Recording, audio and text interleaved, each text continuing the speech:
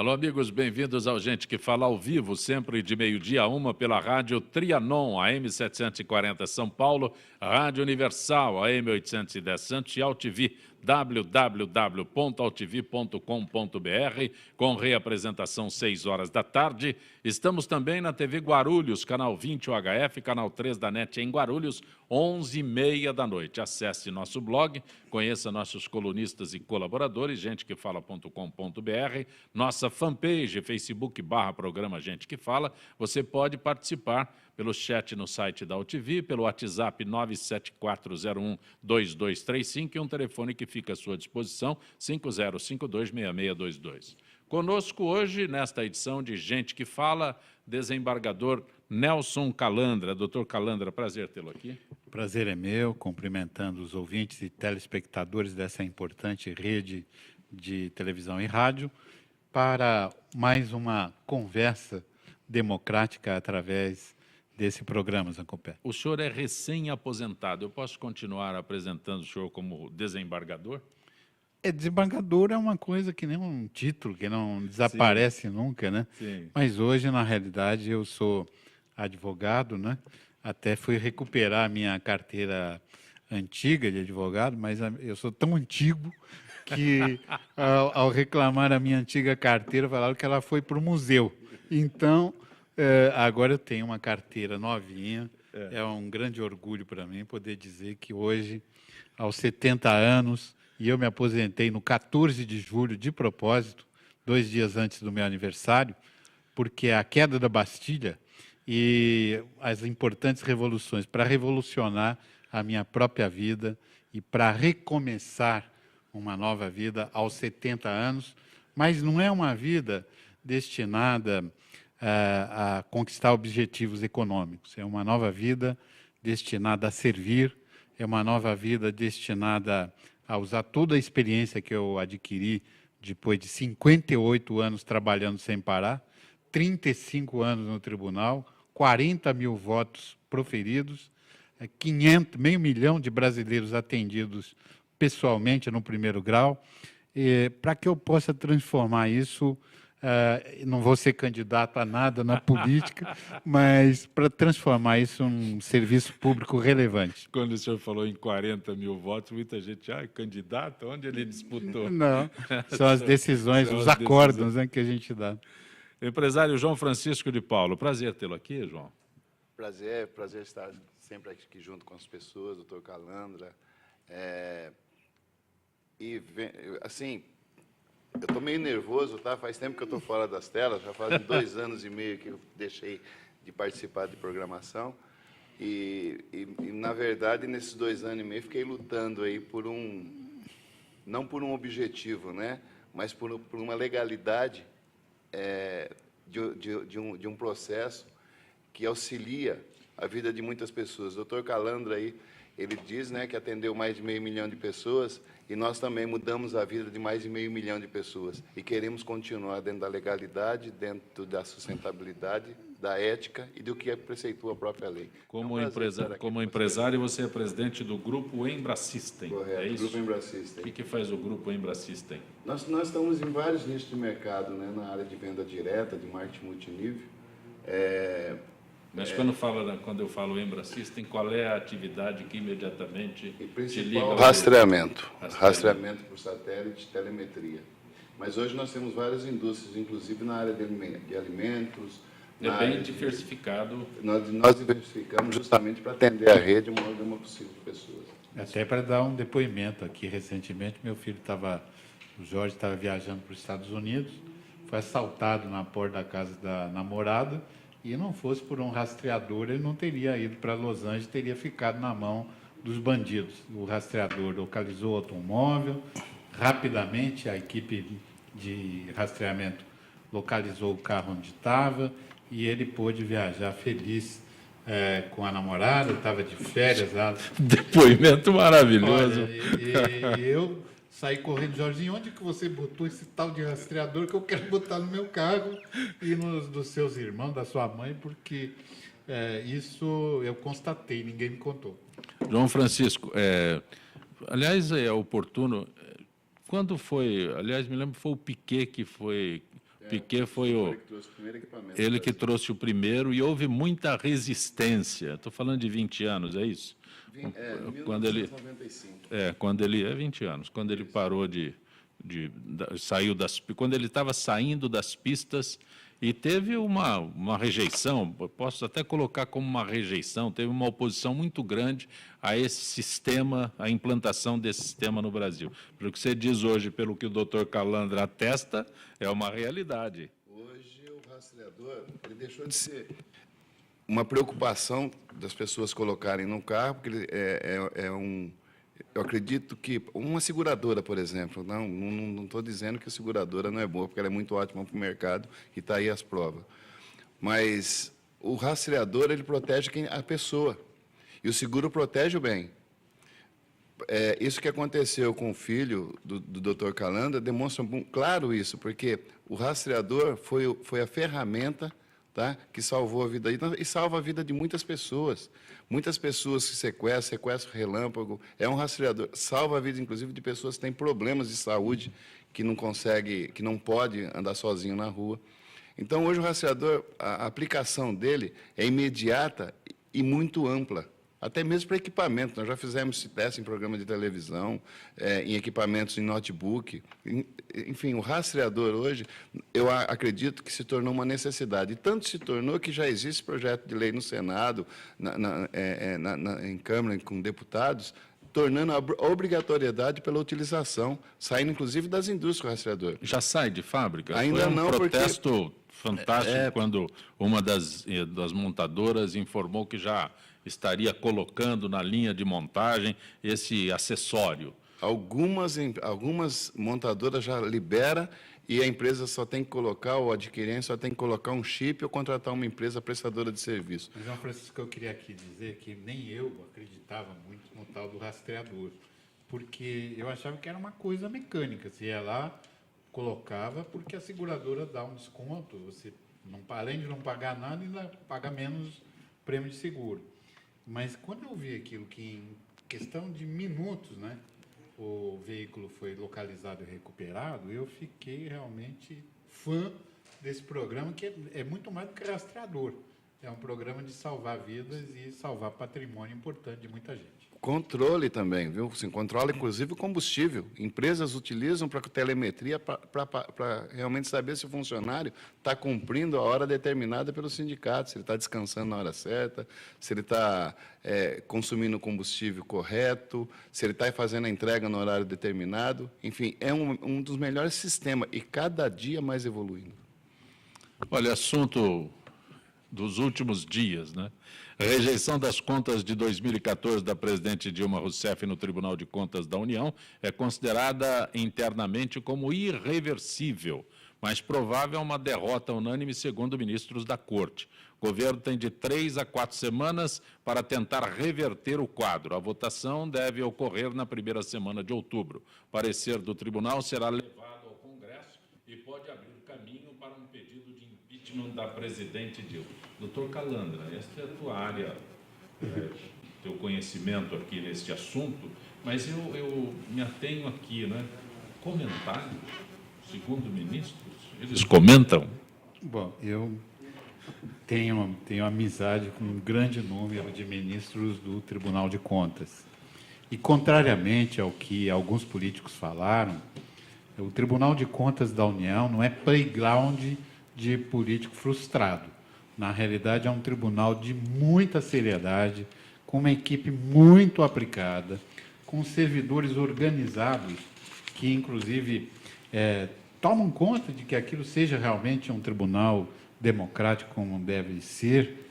Eu tenho a honra e o orgulho de privar da amizade do ministro Augusto Nardes, que é o encarregado, o relator dessas contas, um homem de uma seriedade, de um patriotismo que poucas vezes eu vi em alguém, reunidos num só homem, tantas qualidades, inclusive de ordem técnica. Ele sai pelo Brasil falando de gestão responsável de recursos públicos e procurando transmitir uma noção moderna de como deve ser a administração pública.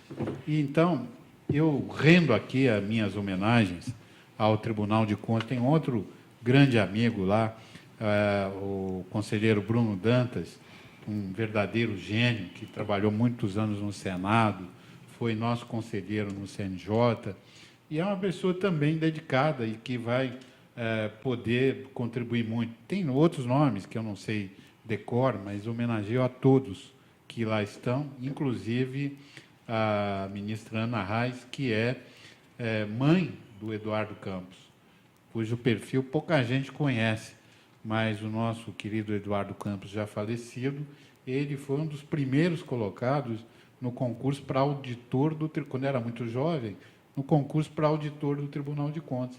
Ele foi primeiro colocado, a mulher dele segunda, num concurso de nomes desconhecidos, a pessoa não era identificada, e ele e a esposa foram, se não me engano, primeiro e segundo classificados. Essa gente é gente que tem mérito para construir um Brasil melhor.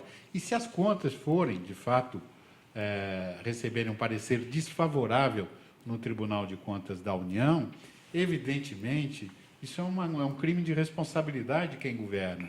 Você não pode tratar o dinheiro público como se fosse dinheiro do seu bolso. Eu fico muito sensibilizado com a presidente Dilma Rousseff, porque agora ela não representa o PT e nem nenhum partido da base aliada. O presidente da República representa o Brasil. Portanto, ela tem que ser tratada com a devida consideração, mas não pode ser tratada de modo irresponsável, ou seja, ela não pode ser absolvida de culpas relativas à gestão do país. Então, isto vai agora ser votado no TCU, no Tribunal de Contas da União, vai para o Congresso, e isso não é uma reunião de compadres e comadres. Alguém vai ser designado relator e vai ter que tomar uma providência. Eu sei que a presidente Dilma tem dito que essas ondas de impedimento, de impeachment, são um golpe disfarçado. Mas, na realidade, a gente vê subscrito esse pedido de impedimento ou impeachment, e nós falamos aqui em rádio e televisão, temos que falar a linguagem que o povo compreende, quando fala de impedimento ou saída do presidente da República, assinado pelo Hélio Bicudo, que é um dos fundadores do PT, assinado por Miguel Reale Júnior, que é um dos grandes juristas brasileiros. Enfim, eu acho que todo o caminho democrático, de debate, de discussão, que não é possível é destruir o país. E eu acho que nós teríamos que ter um cessar-fogo dentro das escaramuças políticas e discutir isso dentro dos padrões traçados por aquela que o ministro Aires Brito, meu querido amigo, ex-presidente do Supremo, diz, a rainha do Brasil, a verdadeira governante do Brasil é a Constituição. Não é a presidente Dilma, não é o Eduardo Cunha, não é Renan Calheiros, não é ninguém que não a própria Constituição. Então, esse alarido, desprovido, às vezes, de conteúdo, eu acho que a classe política e cada um de nós deveria impor um cessar-fogo, o Tribunal de Contas da União votar essas contas, encaminhá-las ao Congresso brasileiro, se discute se deve ser votado no Congresso conjuntamente, Senado e Câmara reunidos, ou vota em cada casa, mas, enfim, respeitado o regimento interno, respeitada a Constituição, e o ministro Barroso sinalizou que a votação teria que ser conjunta para determinadas coisas, então, eu acho que está na hora do Brasil despertar um amor genuíno, verdadeiramente brasileiro, decretar um cessar-fogo e decretar que o Brasil olhe para as suas feridas, como está fazendo o juiz Sérgio Moro, meu querido colega, juiz federal no Paraná, não é? Ele está decidindo tecnicamente se tem que prender, prende, se tem que soltar, solta, não é? Ainda recentemente a irmã do Zé Dirceu foi excluída por ele, não recebeu a denúncia em relação a ela, porque a participação dela era só o parentesco com aquele que é acusado, o ex-ministro José Dirceu. Então, acho que a justiça se faz com tranquilidade. E o Brasil precisa entender que que nós precisamos de um cessar-fogo para restabelecer a política cambial. Está aqui o João Francisco de Paulo, que é um empresário brasileiro que sabe melhor do que eu, do que dessa parte relativa à macroeconomia. O Brasil, gente, precisa respirar Brasil. João Francisco, você como empresário, a tua análise sobre este assunto. A maior vítima disso tudo que está acontecendo, na verdade, não é partido político, não é governante, é o povo brasileiro. Hoje o desemprego impera. O dólar, perdemos o controle, ou seja, tudo que nós construímos ou pensamos em construir a partir da volta da democracia, acabou. Quem está sofrendo, nós sofremos todos os dias, nós acordamos sem esperança. O próprio brasileiro está assim. Eu acho que tudo isso que está acontecendo, tá, foi falta de cuidado dos próprios governantes, da própria política, porque, na verdade, ele se preocupou em indicação, e muitas indicações desastrosas. Pessoas que esteve à frente, me representando o meu voto de milhares de pessoas, que não tomou o devido cuidado para que o país não chegasse ao caos que está hoje. Nós estamos desacreditados no mundo inteiro. Nós estamos desacreditados em países que não chegam aos nossos pés na nossa economia. O empresário que mais sofre. Nós não conseguimos hoje, a carga tributária, ainda estou vendo que estão atrás de mais impostos. Nós não temos mais um leão. Nós temos um dinossauro Rex agora querendo engolir os leões. O que nós precisamos agora é o seguinte, realmente, o doutor Calenda tem razão. Precisamos de um cessar-fogo, colocar a casa em ordem para recomeçar. Quando eu falo recomeço, é recomeçar em tudo. Sabe, em denúncias, muitas vezes falsas, algumas verdadeiras, e a cabo das verdadeiras realmente, e precondenar, se for o caso, das pessoas realmente que merecem ser condenadas, mas pensando também, muitas vezes nossas atitudes afetam tanto o país que está acontecendo hoje. Hoje eu vejo pessoas que ganhavam, o nosso salário é um dos menores do mundo, né? Que ganhava 600, 800 reais, não tem um emprego decente. Construtoras parando obras. Onde está o nosso dinheiro? Tanto de imposto que nós recolhemos, aquele imposto não para. Mas, João, você que é empresário, aproveitar a oportunidade, quando você fala em impostos, né? É tão confuso o momento que a oposição é contra a CPMF. Então, diz que a CPMF não passa, é 0,2%. Entretanto, governadores querem CPMF de 0,38%. Então, e é uma confusão tão grande, né? O que se quer, o que não se quer. Os governadores vão lá pedir para os seus deputados votarem a favor, não apenas de uma aprovação de 0,2%, mas de uma proposta de 0,38%. Você que é empresário... Que já é maior do que nós conseguimos suportar 0,2%. Eles querem 0,38%. Por que o governo não procura um meio termo, então? Por exemplo, tem impostos que ninguém consegue nos explicar. Não nos explica onde ele é colocado, o porquê que vai, o recolhimento, a saúde nossa está um caos, está tudo um caos. Tira de algum lugar, então, e transforma a CPMF, tira do imposto de renda. Tem empresas que não têm lucro e pagam um absurdo de imposto, né? Então, eu acho que 0,2%, eu acho que a CPMF, se voltar no Brasil, eu acho que é uma forma de controle, inclusive, né? Porque tudo que entra numa conta, tudo que transita pelo meio financeiro, no Brasil, pelo Banco Central, vai haver um imposto. Então, nós temos que estar com alguns países do primeiro mundo, realmente com essa retenção, mas desde que ela seja compensada em outro ponto. Não como simplesmente com prejuízo. Eu paguei tanto de CMF, eu vou tirar do meu lucro, eu vou tirar... Não, tira do imposto a pagar. Então, se eu tenho 100 milhões de imposto a pagar por ano e eu paguei 10 milhões de CPMF nesse ano, ou 20 milhões, que eu desconte dos 100 milhões realmente o imposto. Porque aí é uma forma, você está compensando, você está se antecipando, você está dando a sua receita, a tua declaração de receita antecipada, porque a retenção é automática, mas lá na frente, quando você tem que recolher os impostos mensais, tira. Eles não fazem isso, eles só criam mais um. aplica CPMF, inclusive no dinheiro que você vai pagar esse imposto. Eu vou tirar. Olha só que eu faço um débito. Aliás, eu não faço mais, né? O governo faz um débito na minha conta, me debitando o meu imposto. O incrível não é isso, não, que se a justiça tomar o nosso dinheiro e bloquear, tem CPMF em cima do bloqueio. Quer dizer, está errado isso, inverter os valores. A gente paga tudo e nada desconta. Quer dizer, então, vamos lá. Sobre o que nós pagamos de imposto, 0,38, né, já deduza de alguma coisa. Então, quer reter 1%? Retém 1%. Mas desconta de alguma coisa que nós temos que pagar todo ano. A folha de pagamento, tudo é impossível no Brasil. E nós temos técnicos, muitos técnicos, pessoas capazes para criar impostos toda hora. Caixinha de maldade abre a qualquer instante. Até o Silvio Santos, quando fala, quem quer dinheiro, todo mundo levanta a mão. Paga né? CPMF. Todo mundo levanta a mão.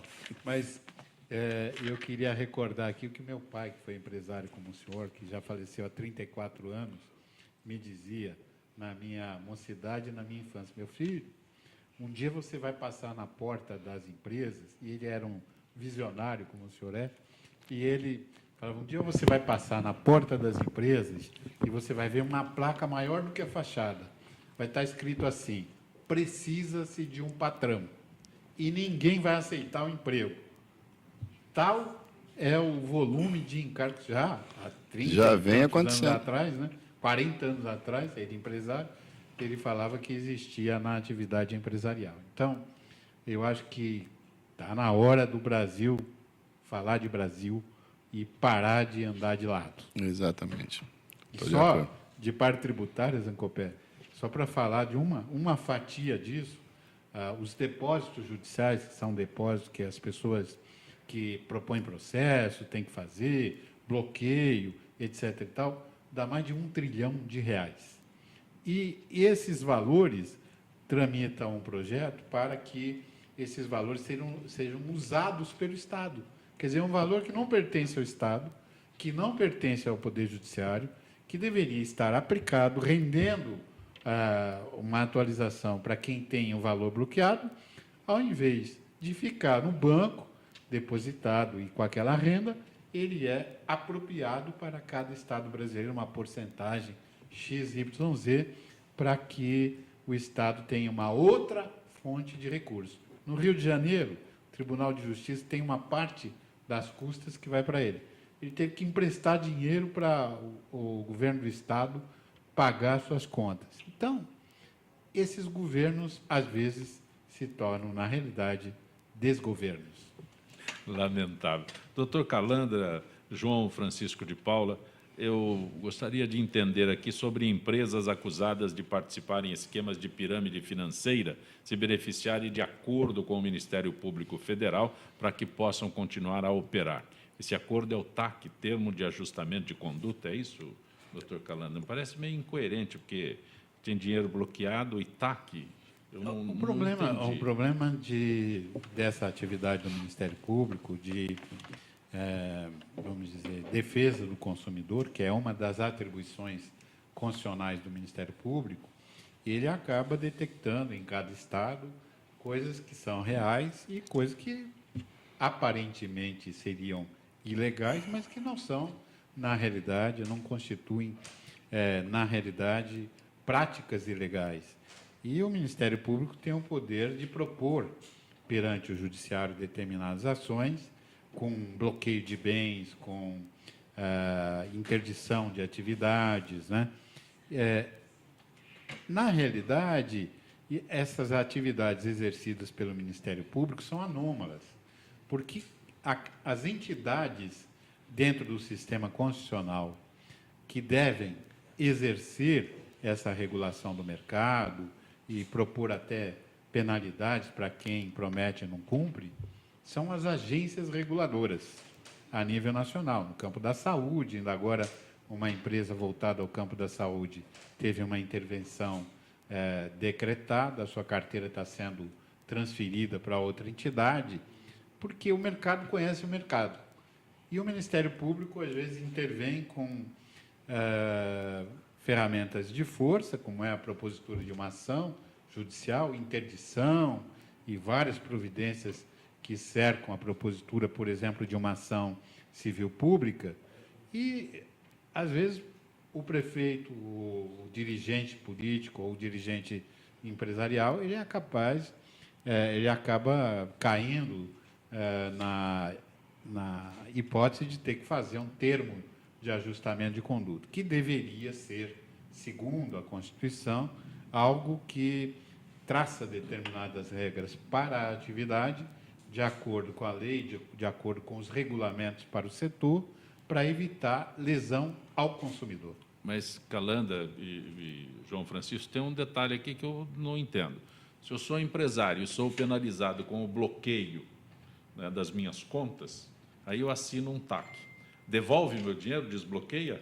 Ele vai pagar segundo, daqui a pouco vai pagar o CPMF, Vamos pagar CPPrev.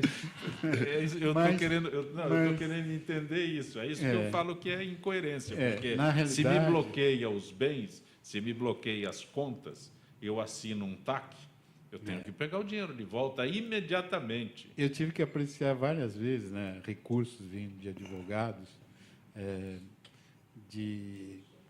porque queriam desbloquear o que estava bloqueado. Porque uma empresa tem um ativo financeiro bloqueado, como é que ela paga a folha de pagamento? Como é que ela paga os seus fornecedores, né? Um dos exemplos mais gritantes disso aconteceu com uma empresa aérea brasileira que foi processada porque tinha, por um título que já tinha pago, e demonstrou e provou que tinha pago esse título, e teve sua falência decretada. Mas o que provocou aquele estado todo foi só o rumor da propositura da ação. Então, muitas vezes, bloquear ativos financeiros não é a medida mais adequada. O ideal é ter garantias de que a operação será feita sem violação a direito de terceiros, especialmente a direitos do consumidor. João? O Ministério Público, tanto estadual, federal, eles têm assim, a primeira coisa que eles pedem é fazer com que não desmistifique o produto, como no caso do rastreador, né? Que falaram que o nosso rastreador, inclusive, não era ético, era um rastreador pirata. Aí nós comprovamos que ele era ético. Então, automaticamente, quando ele foi comprovado que ele realmente era um equipamento com registro na Anatel, que não precisaria de registro no Denatran, a medida correta do Ministério Público seria o desbloqueio automático. Mas eu estou de acordo que o Ministério Público fizesse o seguinte: depois de 2 anos e meio, nós com todos os recursos bloqueados, nós continuamos no mercado, nós ainda estamos no mercado. Assim, tropeçando, sofrendo, não pagando folha de pagamento em dia, não recolhendo imposto em dia, enfim, tentando sobreviver. Depois de 2 anos e meio, com uma estrutura de recebimento de milhões parada, nós continuamos, quer dizer, eu acredito que com 6 meses já daria para perceber que não seria uma pirâmide financeira. E o Ministério Público, ele deveria fazer assim, quando ele detecta, porque tem muitas pirâmides financeiras, todo dia hoje aparece uma. Depois de fevereiro de 2013, todo dia alguém, um líder, cria uma empresa que vira uma pirâmide financeira. Se o Ministério Público mudasse a forma de atuar, ou seja, olha, vocês não podem mais fazer cadastro até que se comprove a sustentabilidade do teu negócio, né? Com perícia, com tudo. Então, a empresa continuaria trabalhando, tá? Ela simplesmente deixaria de fazer cadastro, e ela continuaria com a carteira existente naquele momento. Ou seja, naquele momento ela comprovaria pelo próprio trabalho que ela é sustentável, pelo próprio trabalho que ela não é uma pirâmide financeira. Quando ela bloqueia todos os valores, inclusive o trabalho de milhares de pessoas, ela implanta o caos, que foi o que aconteceu com algumas empresas. Teve várias empresas bloqueadas e várias empresas desbloqueadas, só que quando ela volta, ela tem que reconstruir, porque ela foi criminalizada até aquele tempo. Só para colocar, João Francisco, na verdade, o promotor não faz nada.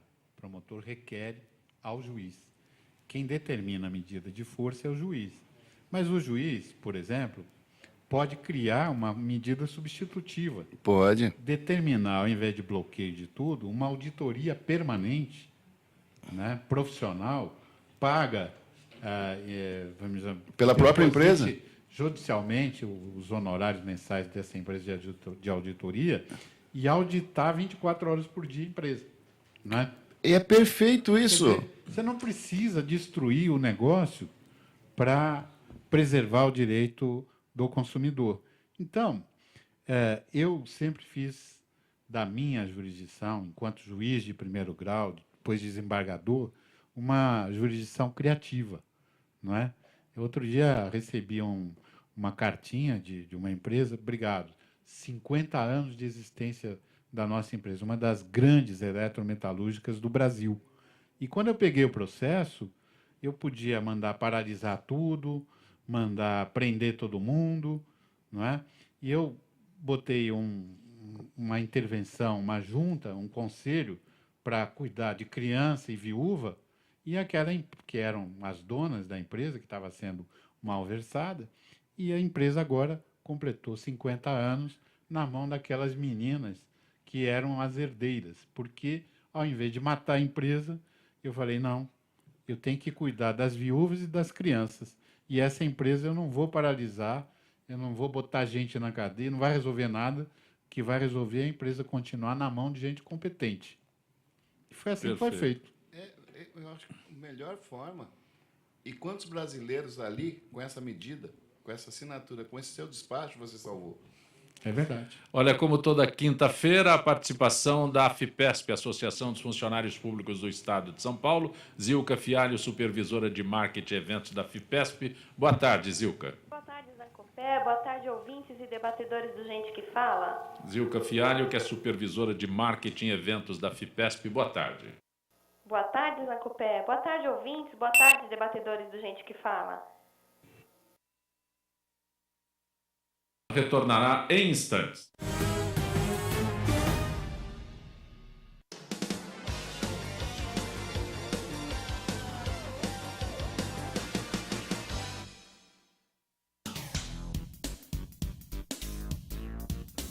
Sim, meus amigos, muito prazer, sou Sérgio Oliveira e estou aqui para lembrar vocês que toda segunda-feira, 9 horas da noite, eu estou aqui na TV da internet com o Futebol Alternativo TV.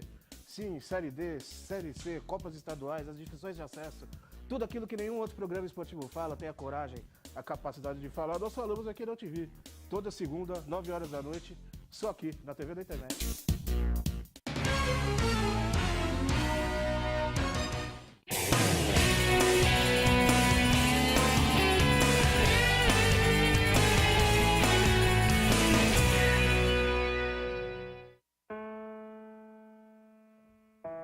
Olá, meu nome é Lucas e eu vou contar minha história para vocês.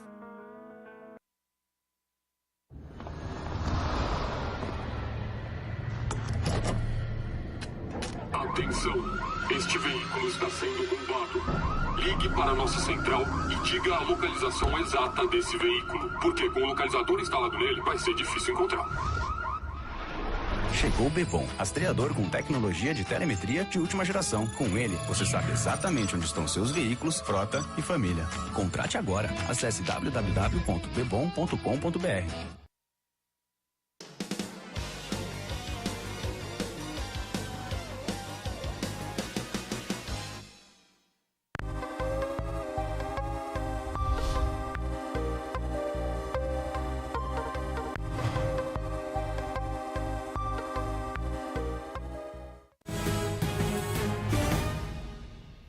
Gente que fala pela rádio Trianon, AM 740 São Paulo, Rádio Universal, AM 810 Santos, AltV, www.altv.com.br e também TV Guarulhos, canal 20 UHF, canal 3 da NET em Guarulhos. Zilka Fialho, boa tarde, Zilka. Que fala? Zilka Fialho, que é supervisora de marketing e eventos da AFIPESP. Boa tarde, Zilka. Boa tarde, Zancopé. Você me ouve?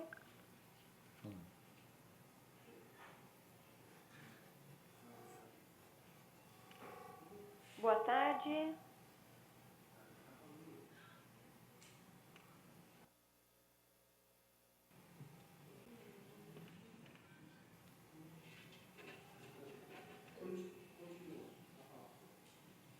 Conosco hoje no Gente que Fala, o desembargador Nelson Calandra, o empresário João Francisco de Paulo, conosco hoje nesta edição de Gente que Fala. Doutor Calandra, TRE São Paulo caça 51 mandatos de prefeitos, lógico que o João Francisco também tem a possibilidade de se expressar, mas dos 645 prefeitos eleitos em 2012, 51 tiveram seus registros cassados, dá 8% desse total. A maior parte deles é por causa de contas, né? Abuso do poder econômico e tal. Não escapou de nenhum partido. Se eles tivesse sido aluno da minha professora de matemática no primário, ninguém enfrentaria um problema desse, porque ela ensinava ética e conta. Ensinar ética é o principal. A ética e a conta. E era extremamente rigorosa. A gente queria encontrar o diabo, não queria encontrar professor de matemática.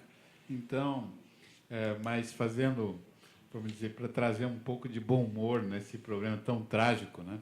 Eu acho que nós temos vivido na classe política toda essa questão de contas reprovadas, de abuso do poder econômico. E o TRE é um tribunal de extrema seriedade, presidido pelo meu queridíssimo colega Antônio Carlos Matias Couto, um exemplo, também, e outros colegas da magistratura estadual, federal, Marli Marques Ferreira, desembargadora do TRF. Mas, enfim, o TRE exerce a sua missão e o volume de denúncias é tão grande que muitas vezes até tarda para proferir o veredicto. E esse veredicto, muitas vezes, não é implantado de modo imediato. Mas nessa cassação, eles são afastados praticamente de imediato, é isso? Não. Há um recurso para o TSE. Se o TSE conceder o efeito suspensivo, então, só depois do julgamento pelo TSE é que ocorre o afastamento efetivo daquele que tem... Mas durante esse período ele fica lá, ele passa nas cidades, não são cidades grandes. Está caçado, ó. Tá por poucos dias, os inimigos... Eu, quando presidi a AMB e a APAMAGES, um dos temas que eu levei para o Congresso é de dar efetividade às decisões locais. Ou seja, num sistema que você faz um júri, o réu é condenado por homicídio a 38 anos de cadeia. Eu já presidi júris em que o veredicto foi esse. E o réu sai pela porta da frente, junto com a família da vítima. Que sensação de justiça tem um povo submetido a um regime jurídico deste? Portanto, eu acho que nós teríamos que ter uma efetividade dos veredictos e só houvesse suspensão, e o ministro Peluso também propôs uma medida que nós encampamos, que era dar efetividade ao veredicto de primeiro e segundo grau local, não é? Só mesmo casos absurdos é que haveria suspensão da execução, para que nós tenhamos efetividade. E essa falha em contas, não é? Primeiro, é uma falha de natureza ética, legal, moral, e depois uma falha no plano das contas, né?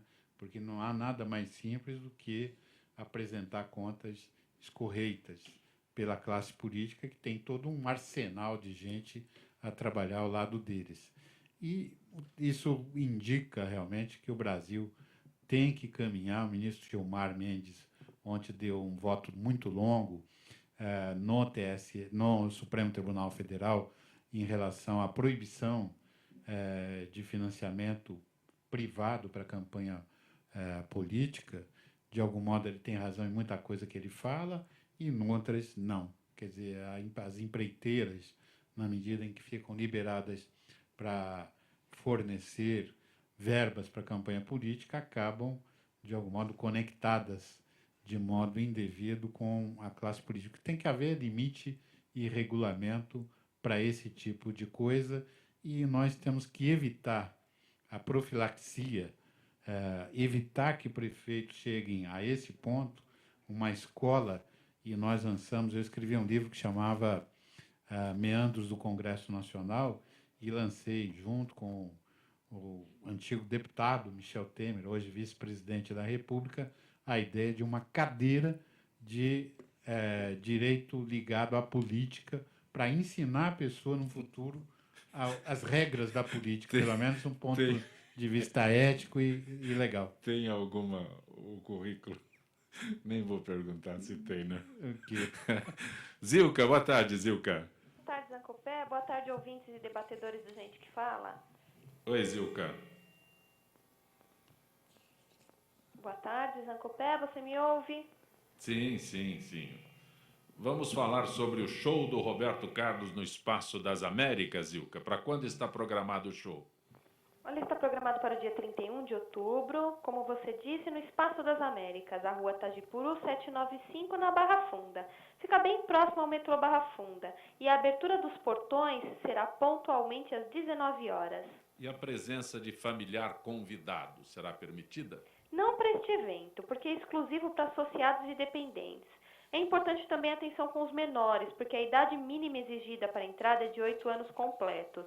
E esses deverão estar sempre acompanhados dos pais ou um adulto responsável.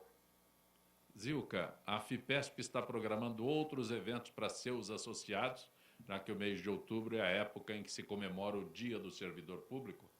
Sim, as homenagens serão bem bacanas e estão sendo preparadas em nossas unidades de lazer.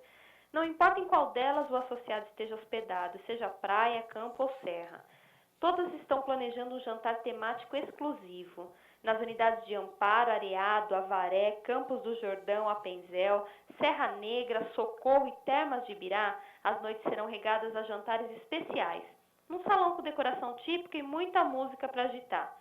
Já nas unidades de praia, como Caraguatatuba, Guarujá, Itanhaém e Ubatuba, as noites serão igualmente animadas. A ideia é que a gente realize jantares tipo luau, com decoração exclusiva. Quem ainda não agendou sua viagem, aproveite a programação do mês de outubro, escolha uma de nossas unidades de lazer e faça já a sua reserva. Para mais informações, acesse o nosso site www.afepesp.org.br ou ligue para o 0800 771 7144. Zilka Fialho, agradeço mais uma vez a tua gentileza com o Gente que Fala. Uma boa tarde, Zilka. Boa tarde, Zancopé. João Francisco, ao invés de abordar contigo este assunto de prefeitos que foram cassados, em debate acalorado e equilibrado, né, o ministro Gilmar Mendes votou ontem contra a proibição do financiamento privado de campanhas eleitorais. Você, como empresário, qual é a tua análise dessa situação?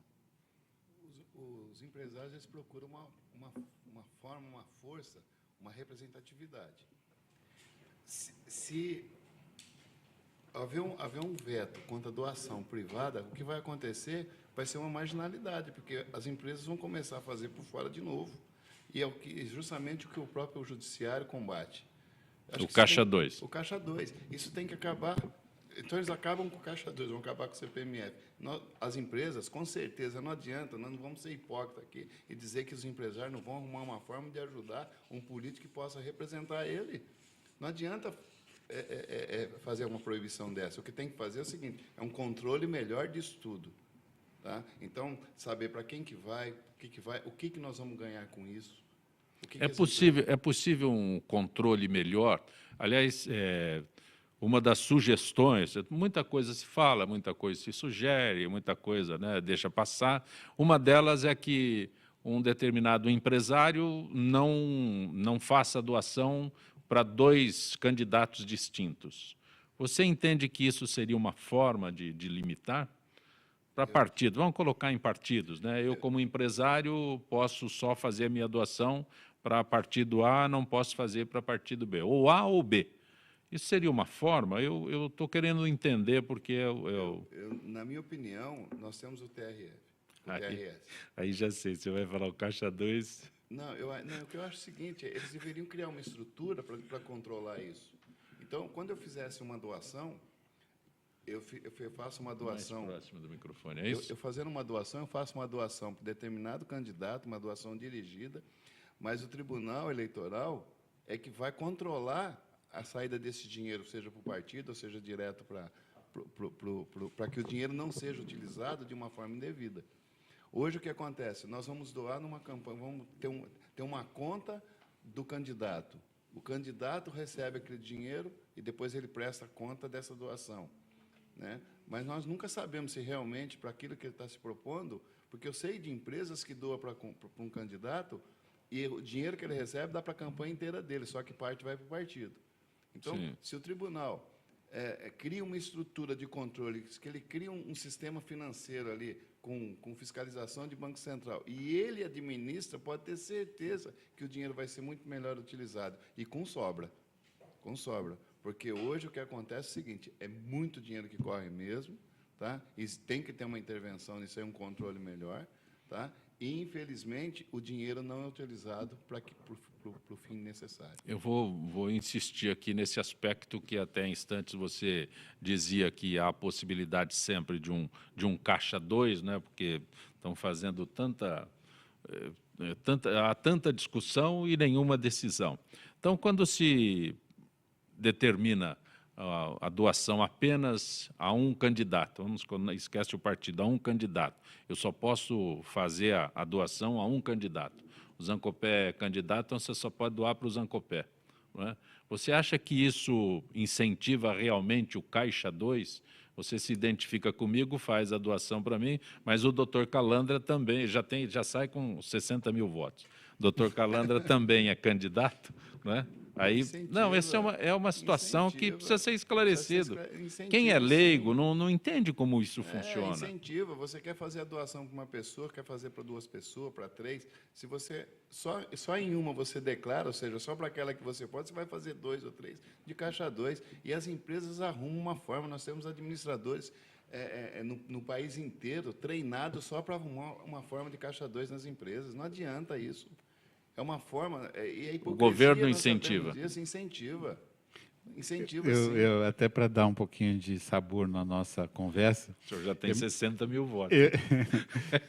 Voto que eu escrevi, né? Isso não vale. Não precisa de doação. Já está eleito, tribunal, né? É brincadeira. Conta isso para a dona Lucia, que ela me expulsa de dentro de casa. Mas, o doutor Calandra são os votos que ele deu na sua carreira de juiz, na sua carreira de juiz, né? Mas eu queria relatar aqui um caso de um prefeito, né, que foi processado e até gravemente punido porque ele tinha o Caixa 2. Mas o Caixa 2 era oficial e era conhecido, né? Então, pronto, eu fui lá e encontrou o Caixa 2. O que era o Caixa 2? Era a manga do pé da prefeitura que ele vendia, pneu velho, jornal velho que ele vendia para pagar óleo diesel e a hora extra para o motorista que levava os estudantes na outra cidade. Quer dizer, era um Caixa 2 declarado, né?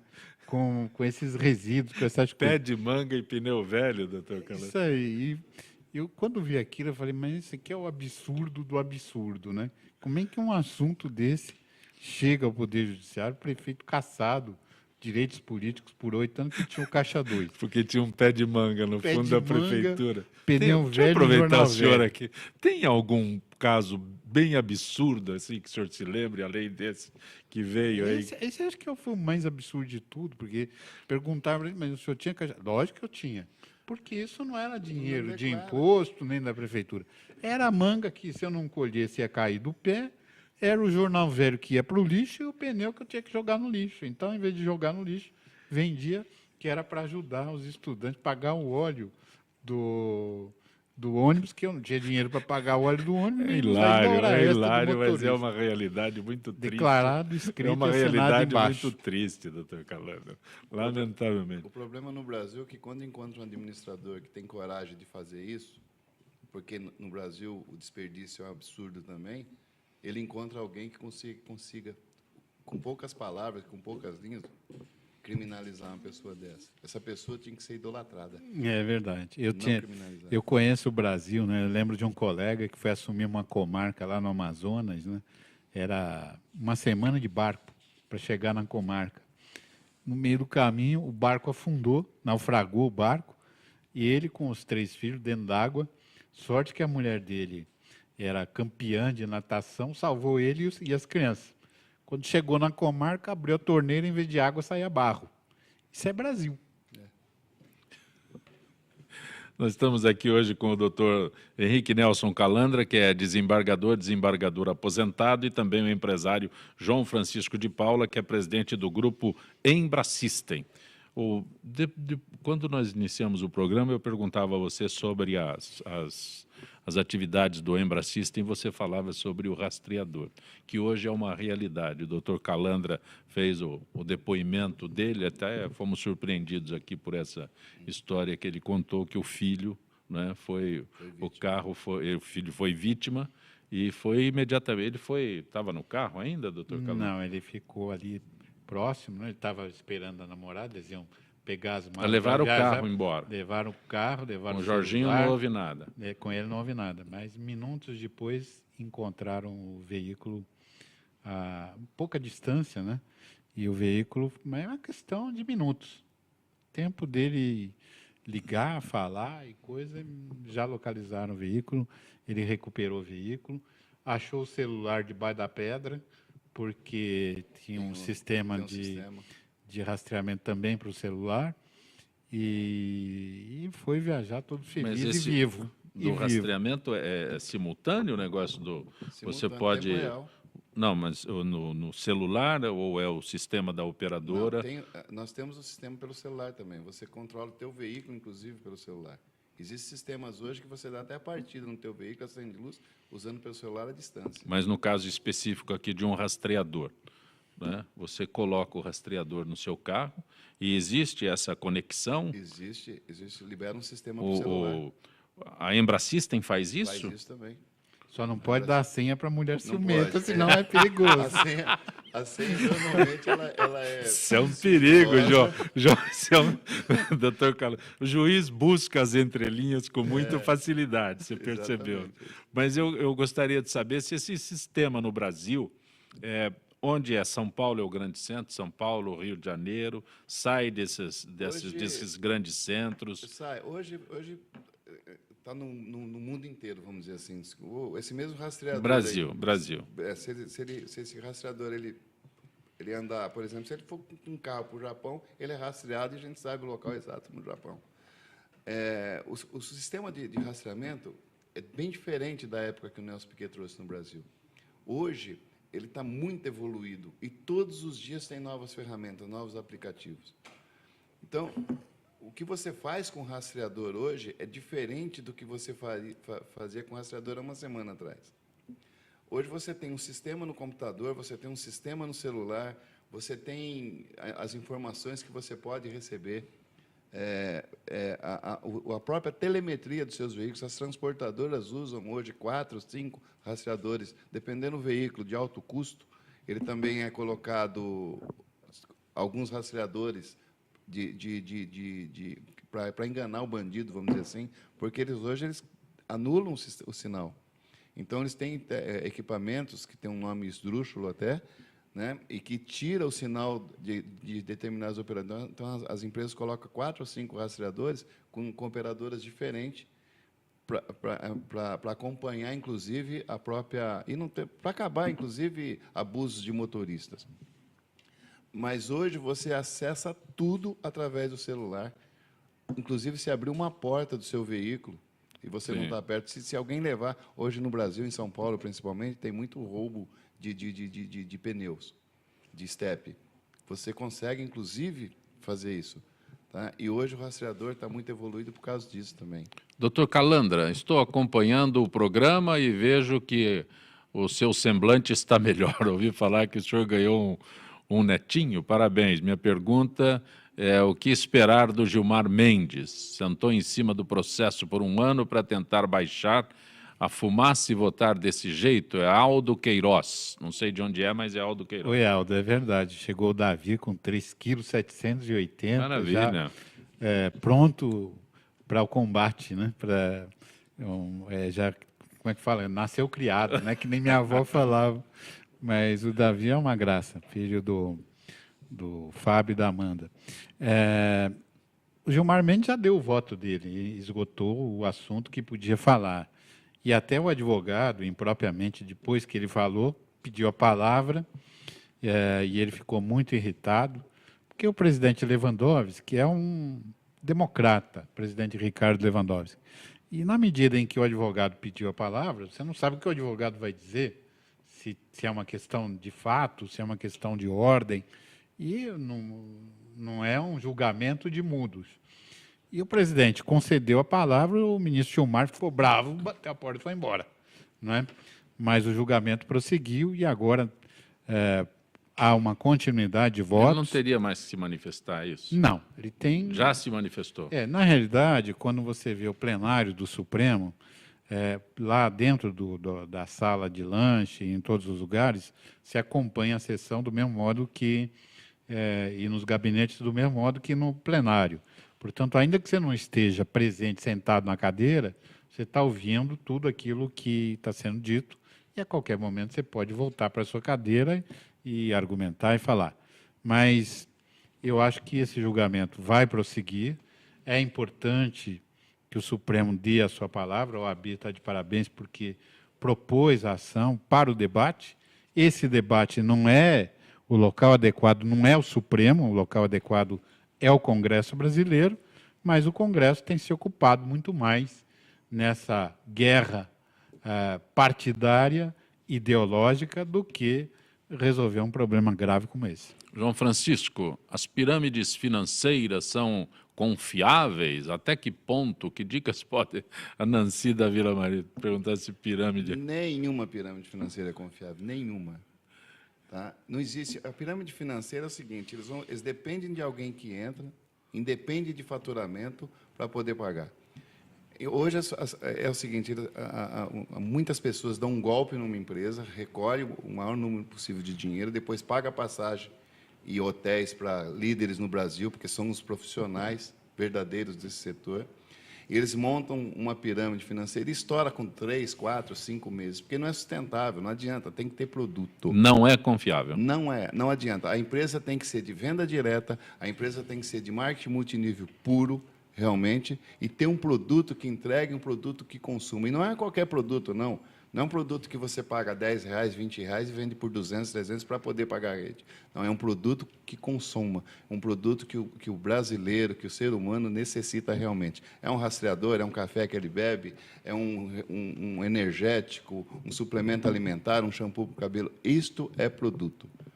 As pirâmides financeiras, o fim é fatídico, com certeza, e quem sofre são as pessoas que acreditam em líderes que apresentam pirâmide financeira para levantar um dinheiro rápido. Não é confiável. Uma Não última é. pergunta, doutor Calandra. Não é um absurdo que incitou violência policial em uma rede social investigar PMs suspeitos de matar 2 pessoas, quando já está... O que a OAB pode fazer nesses casos é o Sérgio Visoto do Ipiranga. Evidentemente que hoje toda e qualquer atitude de qualquer juiz ou promotor está sujeita aos órgãos de controle, o Conselho Superior da Magistratura e o Conselho Superior do Ministério Público. Pode haver até uma reclamação. O promotor não pode expressar desse modo, se é que, de fato, ele falou desse jeito. O que ocorre é que pode ser arguido o impedimento ou suspeição desse promotor para atuar nesse caso. Na verdade, se a pessoa expressa publicamente uma opinião sobre algo que ele terá que julgar, ele acaba, de certo modo, impedido de prosseguir no julgamento. O que é preciso notar é que nós, quando fizemos, o Brasil produziu uma emenda constitucional e atribuiu os crimes de morte para a alçada exclusiva do Tribunal do Júri. E o que tem acontecido ao longo desse tempo? Na realidade, aqueles casos que seriam condenados na Justiça Militar, que a Justiça Militar de São Paulo é uma das mais rigorosas do Brasil, muitas vezes acabam absolvidos pelo Tribunal do Júri, independentemente do que o promotor disse ou deixou de dizer. Porque na hora que o advogado de defesa, e a defesa é obrigatória, ele chega perante o conselho de sentença com uma folha de antecedentes, que nós chamamos de, a polícia chama de capivara, Sim. E outros apelidos que tem aí, e ele começa a dar volta em torno da tribuna dos jurados, com aquela folha de antecedência. Olha, a vítima matou fulano, a vítima matou Beltrano, a vítima matou Ciclano, assaltou, sequestrou, estuprou, não sei o quê, tal. E a polícia militar, num embate com esse indivíduo, acabou tirando a vida. Como dizem os PMs, os projéteis atingiram o corpo e Deus acabou levando a vida daquela pessoa. Resultado, 7-0, o réu é absolvido. Doutor Calandra, é sempre muito bom tê-lo aqui no Gente que Fala. Um abraço, doutor Calandra. Obrigado, Zancopé. Obrigado a vocês que tiveram a paciência e a bondade de nos ouvir.